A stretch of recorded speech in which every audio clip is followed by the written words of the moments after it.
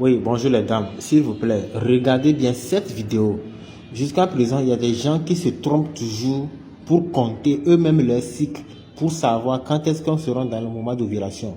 Je prends toujours un cycle de 28 jours. Bon, souvent c'est ça qui est commun, donc c'est la moyenne. Je prends toujours un cycle de 28 jours. Comment ça se passe? Ça, c'est le mois d'août. Prenons le mois d'août pour faire l'exemple. Je vais le faire et je vais le faire encore de façon inversée.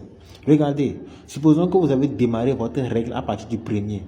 Ça, on dirait que ça va prendre banalement 5 jours. Ça, donc, ça fait 1, 2, 3, 4, 5. Les règles sont finies.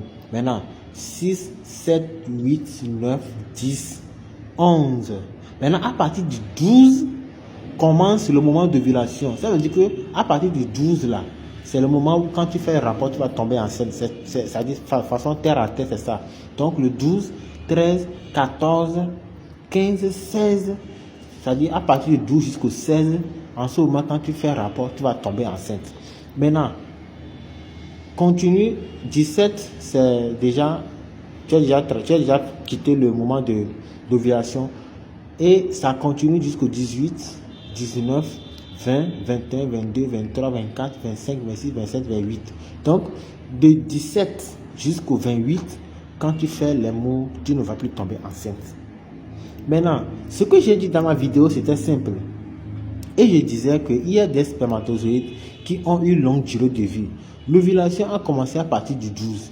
Mais il se pourrait que quand vous faites les rapports le 10 ou bien le 11, ou bien les spermatozoïdes vont rester peut-être c'est-à-dire ils vont attendre le temps que l'ovulation va commencer le 12, tu peux tomber enceinte.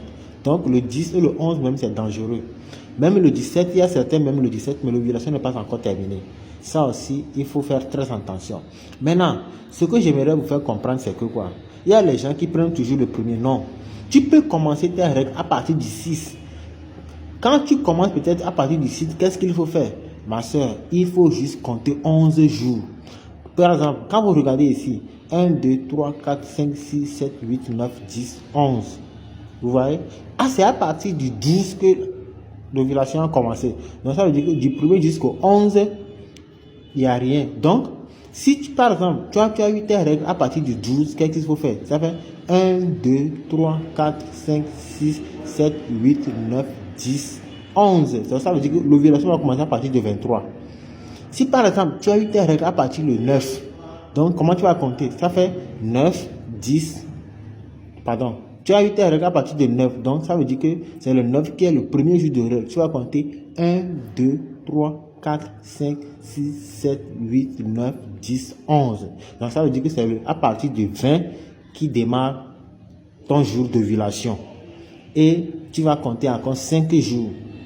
Donc c'est à ce moment tu es dans ton ovulation. Et c'est comme ça on compte sur tout le monde. Ça c'est un cycle de 28 jours. Ça c'est la moyenne. Donc c'est la dernière fois que je viens de faire cette vidéo. Si vous me demandez encore, les gens qui écrivent dans les commentaires, j'ai eu mes périodes le 29, quand est-ce que je peux tomber enceinte? J'ai eu ça le 16, quand est-ce que je ne réponds pas? Suivez bien la vidéo et appliquez. Il suffit de mentionner le premier jour de règle et d'ajouter 11 jours. Et vous allez voir la date qui va suivre. Merci.